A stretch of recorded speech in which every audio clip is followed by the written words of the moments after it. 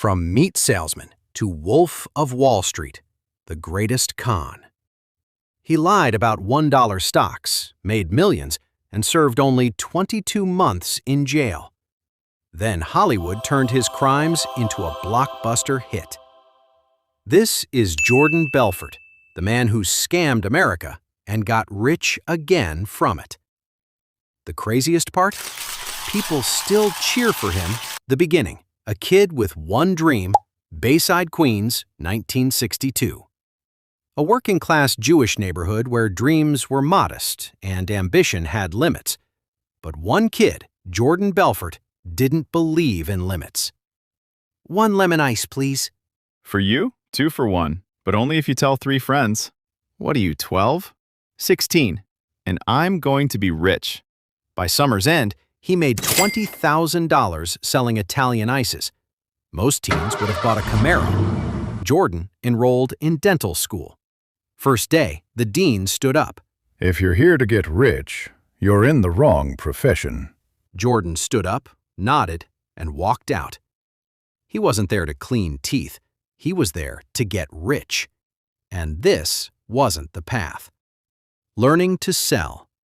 After college, Jordan launched a door-to-door meat business.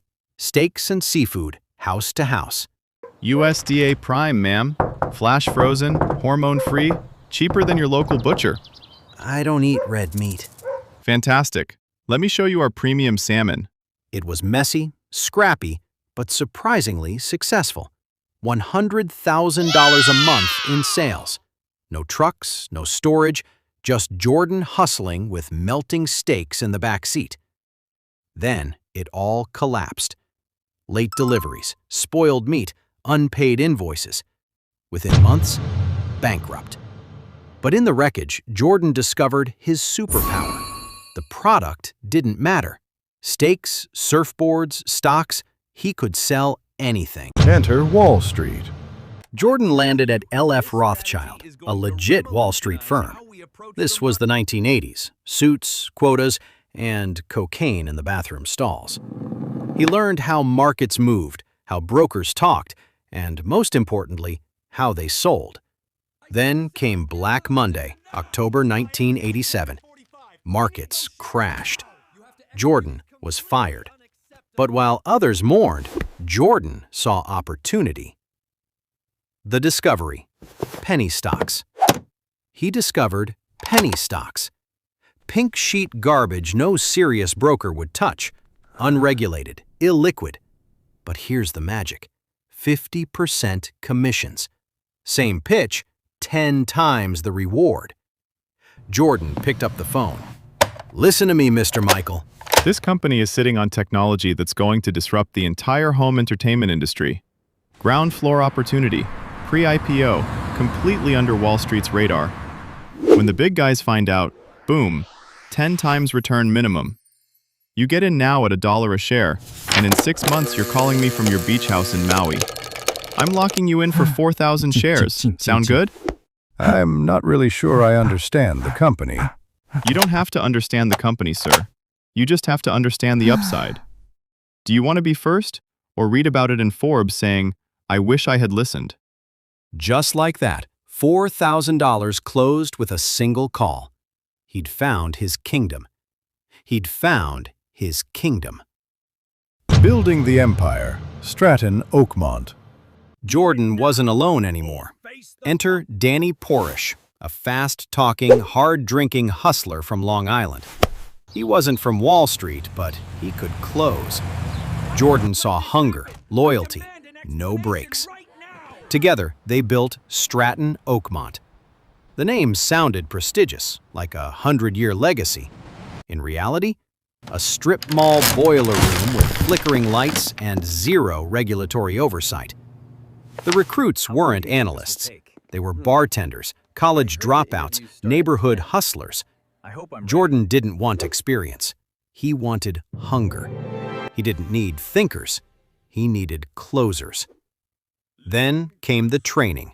Straight line persuasion, a psychological pressure cooker designed to turn rookies into high-pressure machines. Bulldoze hesitation, drown out doubt, guide a prospect from hello, to where do I send the check in a single, unbroken line.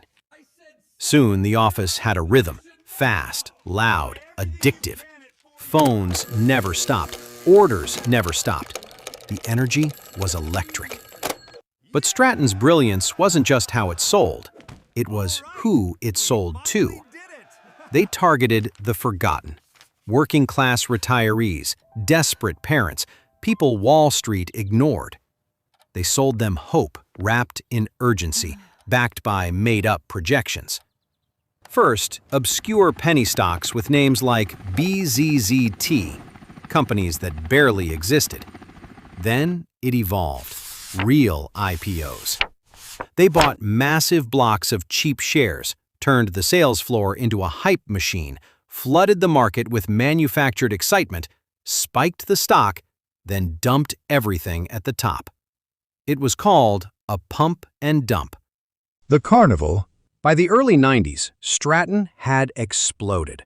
The office was a blur of screaming phones, air horns, $2,000 suits, and enough narcotics to kill a rhinoceros. Jordan built a system where fear and loyalty were currency. Top performers got bonuses, vacations, watches tossed across the office like candy. Underperformers? Humiliated, cut loose, replaced in hours. Then came the parties. Strippers in the conference room, champagne overflowing into fax machines, lines of coke snorted off compliance manuals. Someone once filled a fire extinguisher with whipped cream and tequila. Jordan had become a cult leader in Armani. He bought a helicopter, named his yacht Naomi after his wife, owned mansions, Lamborghinis, Rolexes. His sermon? Success is everything. If you're not winning, you're nothing. On paper, Stratton was thriving.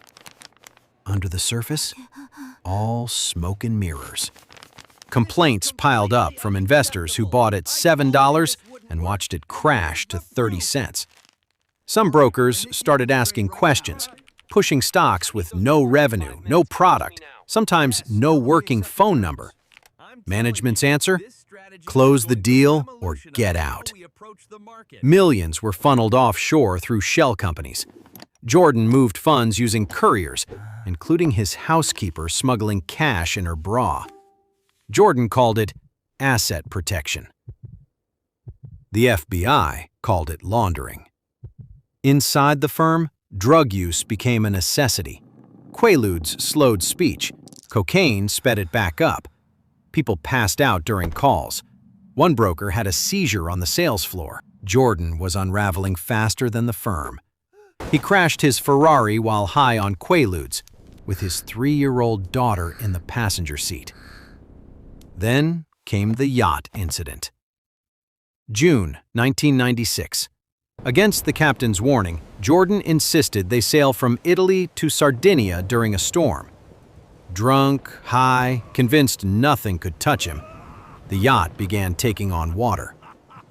On board, Jordan, his wife, their daughter, and $2 million in jewelry and narcotics. They had to be rescued by the Italian Navy. The yacht was destroyed. The fall. Enter Gregory Coleman, FBI Financial Crimes Division. Coleman didn't just see red flags. He smelled blood.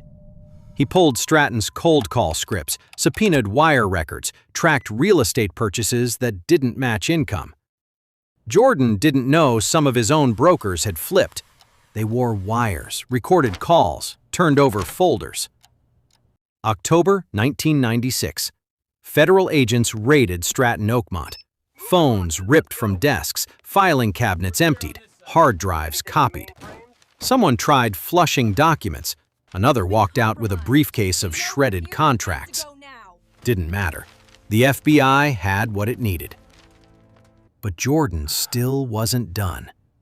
In early 1997, while under investigation and told not to move funds, he wired $2 million to Switzerland. That single transfer unraveled everything. The deal. By late 1998, Belfort was out of moves. facing 30 years in federal prison. So Jordan did what he always did. He sold.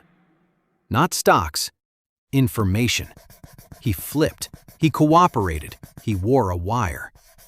One by one, the people who worshipped him were handed over. Over 30 employees indicted. Brokers, partners, friends. Some had joined Stratton right out of high school. Some served more time than he did. Jordan got 22 months in minimum security. No fences, no cells. Guards didn't carry guns.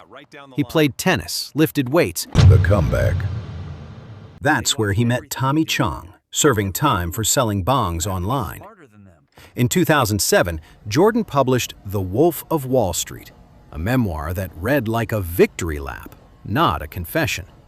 No apologies, no remorse. Just yachts, orgies, fraud, and punchlines. The public ate it up. He sold the film rights. In 2013, Scorsese and DiCaprio turned it into a global blockbuster. The same man who lied to investors was now entertaining them on screen. Audiences laughed. Jordan Belfort, convicted felon, became a pop culture icon. The victims. But the people he scammed didn't get movie deals. A teacher who lost her retirement. A war veteran who invested his life savings.